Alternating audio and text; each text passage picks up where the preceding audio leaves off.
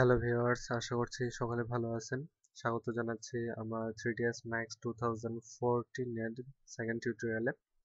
আজ আমি আপনাদেরকে দেখাবো অটোডেস্ক ম্যাক্সে কিভাবে পেজ সেটআপ করতে হয় এবং ভিডিও সেটআপ করতে হয়। তো চলুন আমাদের ফার্স্ট টাইমে আমরা সফটওয়্যারটি ওপেন করে নিই আমাদের 3ds ম্যাক্সে। এটাকে রাইট অপশন ক্লিক করে যদি রান অ্যাজ অ্যাডমিনিস্ট্রেটর করি, যেটা আর কি আমাদের সেটআপ ফাইলের শর্টকাট হিসেবে থাকবে, সেটাকে রাইট অপশন ক্লিক করে রান অ্যাজ অ্যাডমিনিস্ট্রেটরে আমরা ক্লিক করলাম। আমাদের ম্যাক সফটওয়্যারটি ওপেন হচ্ছে।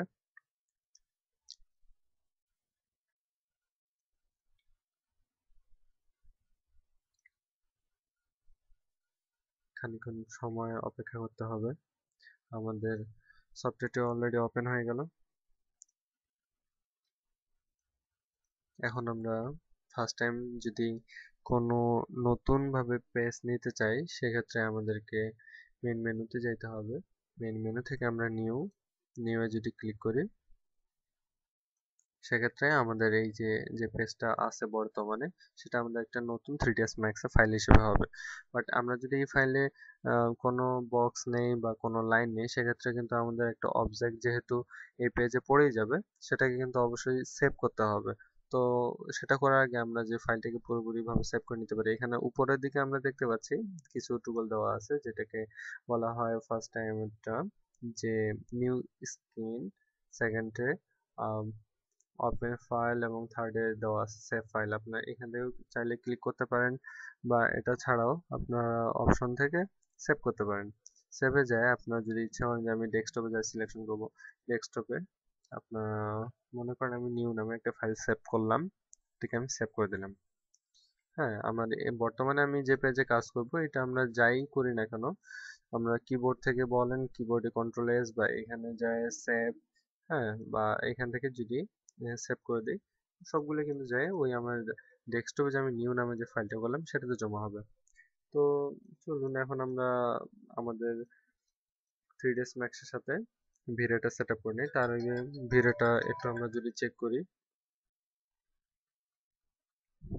Just wait.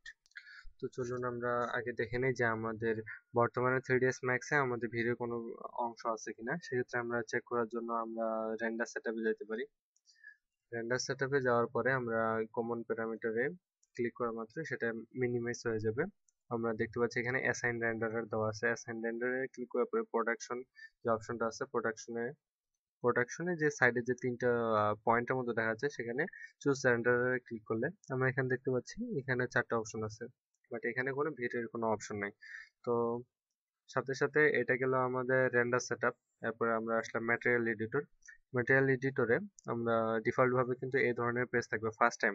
সেক্ষেত্রে আপনার মোডে ক্লিক করে কম্প্যাক্ট ম্যাটেরিয়াল এডিটরে ক্লিক করবেন। আমরা দেখতে পাচ্ছি এখানে বলগুলো খুব হোয়াইট কালারের আছে, যেটা কি ম্যাটেরিয়াল অ্যাসাইন করার জন্য খুব সুন্দরভাবে কাজ করা যাবে। এখান থেকে আমরা ভিডিওটা চেক করার জন্য এই স্ট্যান্ডার্ডে ক্লিক করতে পারি। স্ট্যান্ডার্ডে ক্লিক করার পরে আমরা দেখতে পাচ্ছি এখানে ভিডিও কোনো খুব একটা বেশি অপশন নেই। যেমন এখানে তিনটা অপশন আছে, যেমন standard, screen material, sample short. তো এটা এই পর্যন্ত রেখার পরে আমরা ম্যাক্সটাকে কেটে দেবো। ম্যাক্সটাকে কেটে দিলাম। এখন আমরা ভিরে যে আমাদের সোর্স ফাইল থাকবে, যেখানেই আপনার ভিরে যে ভার্সন ইউজ করবেন, আমি টিউটোরিয়ালের জন্য 2014-এ ভিরে 3.20 ইউজ করছি। তো প্রথমে আমরা ভিরেরও এই অ্যাপ্লিকেশন ফাইলটা সেট আপ দেবো।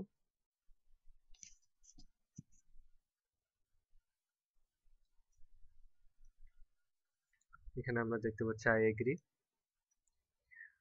ওয়ার্ক স্টেশন করে দেওয়া থাকবে, স্টেশন নাও। আমাদের 2014-এর জন্য যে ভিডিওটা, সেক্ষেত্রে আমাদের এই ধরনের ডায়লগ বক্স প্লাস স্টাইলটা একটু মডিফিকেশন করা আছে।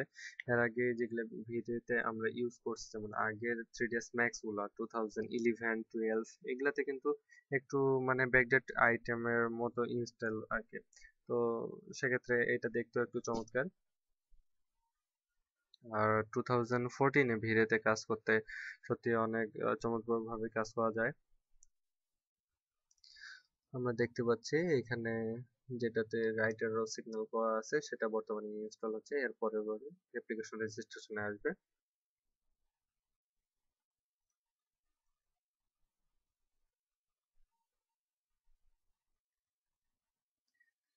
পেজটাকে মিনিমাইজ করে রাখা হলো।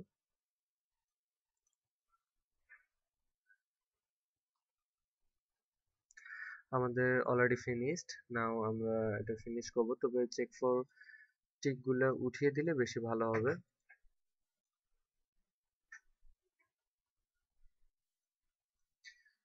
আমাদের ভিডিও সেটআপ অলরেডি শেষ।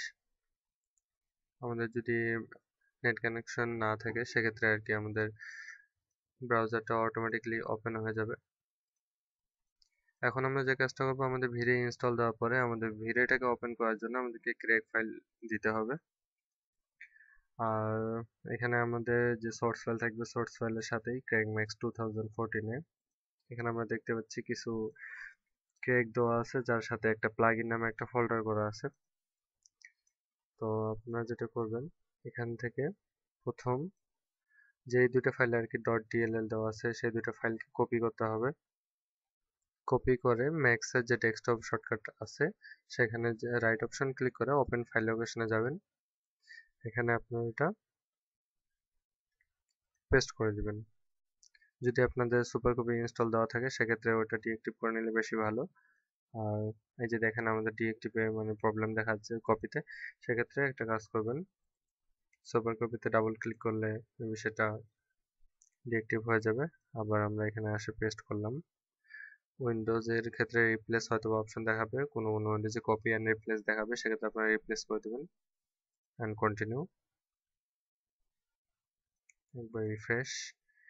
আমরা প্লাগইনে চলে যাই। প্লাগইনটা আসলে অনেকে আছে যারা প্লাগইন ইউজ করে না। প্লাগইনটা ইউজ করলে ভিডিওর সাথে কিছু কিছু জিনিস আর কি স্ট্যান্ডার্ড ভাবে যোগ হয়ে যায়, আর রেন্ডারে আপনাকে আরো চমৎকার ভাবে আরো অনেক সুন্দরভাবে দেখাবে। তো আমরা এখানে এখন ভিডিও প্লাগইনে চলে যাব। এখানে আমরা প্লাগইন অপশন মানে সি ফাইলে ম্যাক্সের যে দেখা যাচ্ছে local disk C program files Autodesk 3ds Max 2014 আমরা এখানে প্লাগইন ফোল্ডারে চলে যাব।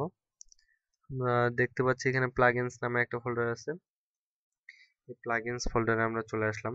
প্লাগইনস আমরা এখানেও যে প্লাগইনস ফোল্ডারে ঢুকলাম, আমাদের প্রথমে যে .dlr যে অপশনটি আছে এটাকে কপি করব। কপি করে এই প্লাগইন ফোল্ডারের মধ্যে বাইরে আমরা এটা পেস্ট করে দেব। Replace, continue. কিন্তু আমাদের এখানে ভিরে প্লাগইন নামে আরেকটি ফোল্ডার আছে, যেটি আমাদের যেটার ভিতরে আমরা ঢুকলাম। এখানে আমরা দেখতে পাচ্ছি ভিরে প্লাগইন। এখানে অনেকগুলো প্লাগইন যদিও বা, এখান থেকে আমরা এটাকে কপি করে এটাকে নিয়ে যে পেস্ট করলাম, এটাকে রিপ্লেস করে দিব। আমাদের অলরেডি মানে ভিরে ইনস্টল আর ভিরে ক্র্যাকের কাজ শেষ। এবার আমরা আবার ফিরে চলে যাব আমাদের অটোডেস্কের 3ds max ভার্সনটিতে।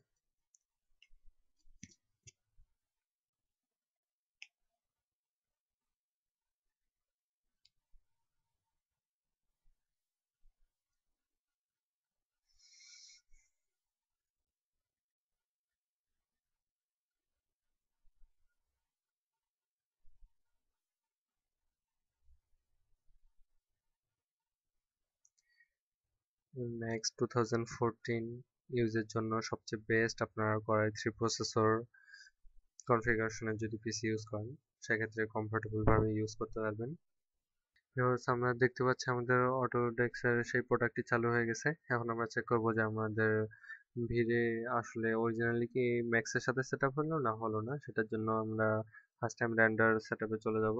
এখান থেকে আবার আমরা কমন প্যারামিটার মিনিমাইজ করে অ্যাসাইন রেন্ডার প্রোডাকশনে চুজ রেন্ডারে ক্লিক করার পরে এখন আমরা দেখতে পাচ্ছি এখানে ভিরে দুইটা অপশন চলে আসছে। সেক্ষেত্রে আমরা ভিরে RT 3.20 যেটা আমরা ভার্সন, সেটাকে আমরা ডাবল ক্লিক করব।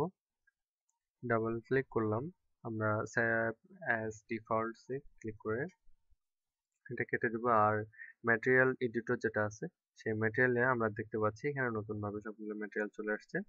আর এখানে আর একটা নতুন সংযোজন, আমরা স্ট্যান্ডার্ডে ক্লিক করলে এখানে ভিডিওর অনেকগুলো অপশন দেখতে পাবো। আমরা তখন দেখছিলাম এখানে শুধু standard screen material and sample slot. Now আমরা দেখতে পাচ্ছি এখানে প্লাস ভিডিও লেখা আছে, এখানে ক্লিক করলে আমরা ভিডিওর অনেকগুলো অপশন আর নতুন ভাবে দেখতে পাবো। চলুন দেখে নেওয়া যাক। দেখুন এখানে আমাদের ভিডিওর অনেকগুলো অপশন চলে আসছে। তো এই হলো আর কি আমাদের ম্যাক্সের সাথে ভিডিও সেটআপ। এটার সাথে আমাদের ম্যাটেরিয়াল যে অ্যাসাইন করার যে পদ্ধতি, এটা আমাদের ভিএ সহ বা যাবতীয় আমাদের যে টুলবার গুলো আছে, যেমন জিওমেট্রি টুলবার, তারপর শেপ, তারপর মডিফাই টুলবার, হ্যাঁ, আর এগুলার সবগুলো টুলবার সম্পর্কে ইনশাল্লাহ এরপরের টিউটোরিয়ালে আমি আপনাদেরকে দেখাবো। আজকে এই পর্যন্তই। ভালো থাকবেন। আল্লাহ হাফেজ।